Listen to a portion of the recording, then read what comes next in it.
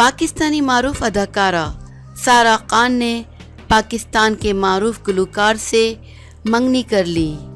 मंगनी की तस्वीर सोशल मीडिया पर वायरल हो गईं।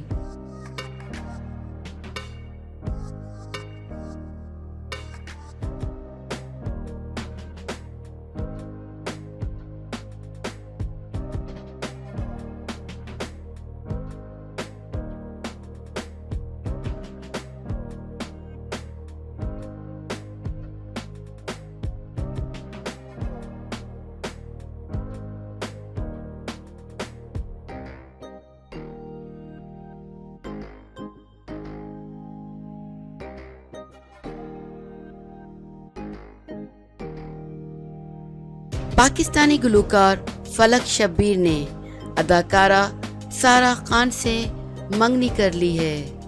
सारा खान ने इंस्टाग्राम पर अपनी अंगूठी वाली उंगली दिखाते हुए एक तस्वीर शेयर की, जिसमें उन्होंने लिखा कि मैंने हाँ कह दिया।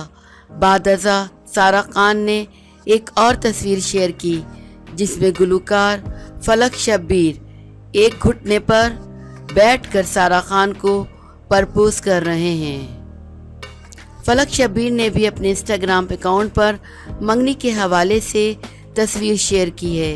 ये तस्वीर सारा खान के हाथ की है, जिस पर फलक की दुल्हन लिखा हुआ है। फलक शब्बीर और सारा खान की मंगनी की तस्वीर सामने आते ही मुबारकबादों का सिलसिला शुरू हो गया है।